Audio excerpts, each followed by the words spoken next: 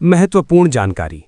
अगर आप भी लंबे समय से अपने पक्के घर का इंतजार कर रहे हैं तो आज की ये जानकारी आपके लिए बहुत काम की साबित हो सकती है, क्योंकि अप्रैल 2026 की शुरुआत होते ही हालात तेजी से बदलते नजर आ रहे हैं और जिन लोगों को अब तक सिर्फ उम्मीद मिल रही थी उन्हें अब असली हलचल दिखने लगी है। आप खुद सोचिए, इतने समय से लोग एक ही सवाल पूछ रहे थे कि आखिर पैसा कब आएगा और क्या इस बार भी पिछली बार की तरह देरी होगी। लेकिन अब जो अंदर की स्थिति निकलकर सामने आ रही है वो पहले से अलग इशारा कर रही है। आपको बता दें कि इस बार तैयारी बहुत पहले से शुरू कर दी गई थी और जैसे ही मार्च का आखिरी हिस्सा खत्म हुआ है वैसे ही सिस्टम पूरी तरह एक्टिव हो चुका है। अब मैं आपको साधारण शब्दों में बताऊंगा, ठीक है। सबसे पहले समझ लीजिए कि इस बार काम कैसे आगे बढ़ा है। पहले जहां लोगों को महीनों इंतजार करना पड़ता था, वहीं अब प्रक्रिया को तेज किया गया है। विभागों ने अपनी तरफ से सारी तैयारी पूरी कर ली है और जो सबसे बड़ी बात है वो ये कि इस बार डाटा की जांच बहुत सख्ती से की गई है ताकि आगे चलकर कोई गड़बड़ी ना हो। आप समझ सकते हैं कि जब डाटा पहले ही साफ कर लिया जाता है तो बाद में पैसा रुकने की संभावना बहुत कम हो जाती है और यही कारण है कि इस बार लोगों में भरोसा भी थोड़ा ज्यादा देखने को मिल रहा है। अब सवाल आता है कि आखिर इस समय सबसे बड़ा अपडेट क्या है। तो साफ शब्दों में समझ लीजिए कि फंड भेजने की प्रक्रिया अब अंतिम चरण में पहुंच चुकी है। यानी जो काम सबसे आखिर में होता है वही अब सामने खड़ा है और जैसे ही ये चरण पूरा होगा पैसा सीधे खातों में जाना शुरू हो जाएगा।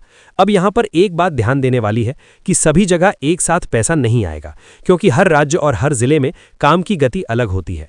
कुछ जगह सिस्टम तेजी से काम करता है तो वहां पैसा पहले पहुंच सकता है, जबकि कुछ जगह थोड़ी देरी भी हो सकती है। लेकिन इसका मतलब ये बिल्कुल नहीं है कि आपका पैसा रुकेगा, बल्कि इसका मतलब सिर्फ इतना है कि क्रम से काम हो रहा है। अब आप सोच रहे होंगे कि क्या कोई तय तारीख है, तो आपको बता दें कि इस बार किसी एक दिन का नाम नहीं लिया गया है, बल्कि चरणबद्ध तरीके से पैसा भेजने की तैयारी है। यानी मार्च के आखिरी समय से प्रक्रिया शुरू होकर अप्रैल के पहले हिस्से तक अलग अलग जगहों पर पैसा पहुंचना शुरू हो सकता है। अब यहाँ पर एक जरूरी बात और समझ लीजिए कि इस पूरी व्यवस्था को पहले से ज्यादा साफ और पारदर्शी बनाने की कोशिश की गई है, ताकि किसी को भी ये शक ना रहे कि उसका हक किसी और को मिल गया है। अब आप खुद सोचिए, जब सारी जानकारी पहले ही सिस्टम में जांच ली गई है तो आगे की प्रक्रिया अपने आप आसान हो जाती है और यही वजह है कि इस बार लोगों को बार बार चक्कर काटने की जरूरत कम पड़ेगी। अब बात करते हैं उस चीज की जिसका इंतजार सबसे ज्यादा हो रहा है, यानी पैसे की जानकारी। साफ साफ बताया जा रहा है कि अलग अलग इलाकों के हिसाब से राशि तय की गई है। जहां मैदान वाले क्षेत्रों में लगभग एक तय सीमा के आसपास मदद दी जाती है, वहीं पहाड़ी इलाकों में थोड़ा ज्यादा दिया जाता है, क्योंकि वहां निर्माण में खर्च ज्यादा आता है। अब सबसे अहम सवाल पहली किस्त का है। तो समझ लीजिए कि शुरुआत में जो रकम दी जाती है वही सबसे महत्वपूर्ण होती है, क्योंकि उसी से काम की नींव रखी जाती है और इस बार भी पहली किस्त एक मजबूत शुरुआत देने के लिए तय की गई है। कुछ मामलों में ये रकम अलग भी हो सकती है, लेकिन ज्यादातर लोगों को एक निश्चित प्रारंभिक सहायता मिलती है जो सीधे उनके बैंक खाते में जाती है। आपको बता दें कि ये पूरा पैसा सीधे ट्रांसफर किया जाता है, यानी बीच में कोई आदमी नहीं होता, कोई कटौती नहीं होती और पैसा सुरक्षित तरीके से आपके खाते तक पहुंचता है। लेकिन यहाँ एक छोटी सी गलती भी बड़ी परेशानी बन सकती है। अगर आपका बैंक खाता सही नहीं है या उसमें जानकारी गलत है तो पैसा अटक सकता है। इसलिए अभी से अपने खाते की जांच कर लेना समझदारी होगी। अब मैं आपसे एक सवाल पूछता हूँ, क्या आपने अपना बैंक खाता चेक कर लिया है? क्या आपका आधार उससे जुड़ा हुआ है? अगर नहीं तो यहीं पर सावधान हो जाइए, क्योंकि कई बार लोग सिर्फ इसी छोटी गलती की वजह से महीनों तक इंतजार करते रह जाते हैं। अब आपको यह भी समझना जरूरी है कि इस बार प्रक्रिया को डिजिटल तरीके से और मजबूत किया गया है, ताकि हर कदम का रिकॉर्ड रहे और कोई भी गड़बड़ी तुरंत पकड़ में आ सके। यानी अब काम पहले से ज्यादा सिस्टम पर आधारित हो चुका है और इंसानी गलती की गुंजाइश कम कर दी गई है। अब अगर आप ये सोच रहे हैं कि आपका नाम इसमें है या नहीं, तो आपको खुद चेक करना होगा, क्योंकि नई सूची जारी हो चुकी है और इसमें कई नए नाम भी जोड़े गए हैं, जबकि कुछ पुराने नाम हटाए भी जा सकते हैं।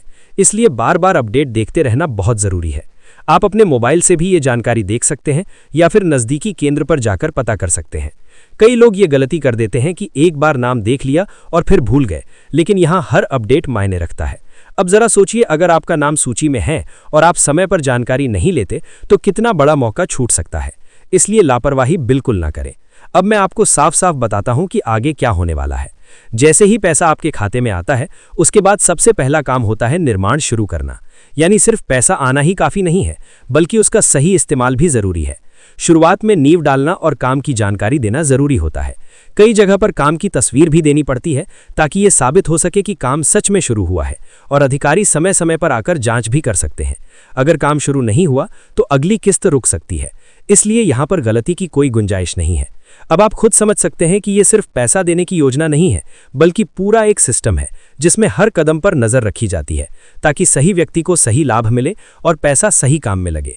अंत यहाँ पर नहीं है, बल्कि यहीं से असली सफर शुरू होता है, क्योंकि आगे और भी कई जरूरी बातें हैं जो आपको जाननी चाहिए ताकि आपको कोई परेशानी ना हो, लेकिन वो मैं आपको अगले भाग में बताऊंगा। महत्वपूर्ण जानकारी। अब तक आपने समझ लिया कि पैसा आने की प्रक्रिया कैसे आगे बढ़ती है और शुरुआत में क्या करना होता है, लेकिन असली समझदारी यहीं से शुरू होती है, क्योंकि बहुत सारे लोग पहली किस्त मिलने के बाद गलती बैठते हैं और आगे की रकम रुक जाती है। अब मैं आपको साधारण शब्दों में बताऊंगा, ठीक है, आगे की पूरी कहानी कैसे चलती है। सबसे पहले ये समझ लीजिए कि ये पूरा पैसा एक बार में नहीं मिलता, बल्कि अलग अलग हिस्सों में दिया जाता है ताकि काम सही तरीके से पूरा हो सके। अब आप खुद सोचिए, अगर पूरा पैसा एक साथ दे दिया जाए और काम शुरू ही ना हो तो सरकार कैसे जांच करेगी। इसीलिए ये तरीका अपनाया गया है। अब बात आती है दूसरी किस्त की, तो साफ साफ समझ लीजिए कि जब आपके घर का काम आधा हो जाता है, यानी दीवारें खड़ी हो जाती हैं और ढांचा बन जाता है, तब अधिकारी आकर जांच करते हैं। वो देखते हैं कि काम सच में हुआ है या नहीं। अगर सब कुछ सही पाया गया तो अगली रकम जारी कर दी जाती है। अब यहाँ एक छोटा सा सवाल है, क्या आपने कभी सोचा है कि कुछ लोगों का पैसा बीच में क्यों रुक जाता है? वजह बहुत सीधी है, या तो काम समय पर नहीं हुआ या फिर जानकारी सही तरीके से नहीं दी गई। इसलिए हर कदम पर सावधानी जरूरी है। अब तीसरी और आखिरी किस्त की बात करें तो ये तब मिलती है जब घर पूरी तरह तैयार हो जाता है, यानी छत लग जाती है और रहने लायक बन जाता है। इस समय फिर से जांच होती है और सब कुछ सही मिलने पर अंतिम भुगतान कर दिया जाता है। अब कुल मिलाकर आपको 3 हिस्सों में पूरी राशि मिलती है और ये रकम अलग अलग क्षेत्रों के हिसाब से बदल सकती है।